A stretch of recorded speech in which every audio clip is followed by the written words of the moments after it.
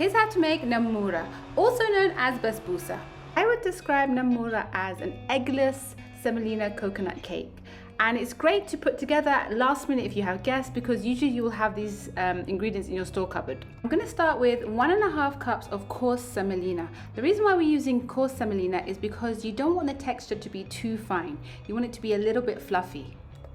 Then I'm going to go in with about a cup of desiccated coconut, and I've got about 3/4 of a cup of sugar.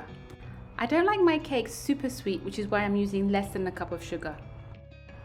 Now I have about 3/4 of a teaspoon of baking powder and 1/4 of a teaspoon of baking soda, sometimes known in other places as bicarbonate of soda, but they're the same thing.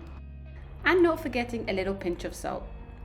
Now I'm going to go in with my wet ingredients. I've got a cup of yogurt, and I'm going to be using 1/3 of a cup of vegetable oil and 1/2 cup of milk. The great thing about this cake is that you can make it in one bowl, because you're not using wheat, so you don't have to worry about over mixing the gluten.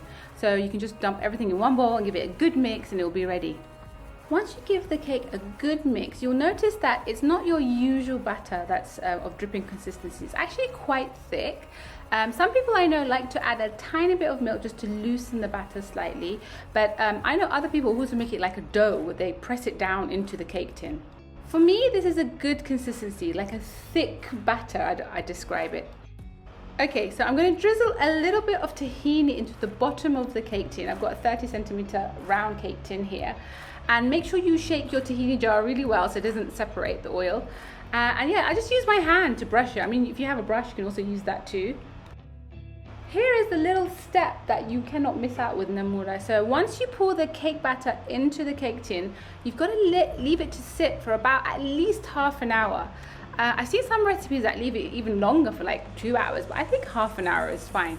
And the reason why I think they leave it to settle almost is because semolina, I guess it gets absorbed into the cake batter, so it doesn't come out too crunchy, because if you think about it, semolina is quite crunchy. Okay, even out your cake batter and then get a sharp knife and cut the cake before you bake it. Yes, for some reason. I think that's because we're going to know where to put the pine nuts or almonds. There's no particular shape. I mean, squares are fine. Some people like diamonds. So I'm cutting out into squares, trying to make them as even as possible.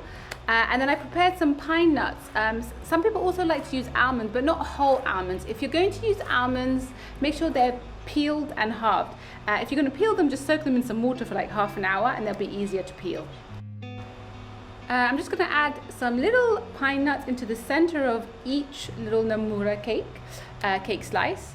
And then I'm going to put it into the oven for about 25 to 30 minutes on 180 degrees Celsius, or about 350 Fahrenheit, I think. My Namoura recipe is quite blonde compared to some others, which are quite dark when they come out of the oven. I just think it tastes better this way.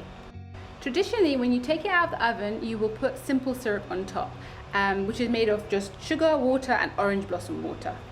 I like to enjoy Namoura just as it is without the simple syrup, but I always put it on the side if someone wants to add the simple syrup to their, plate.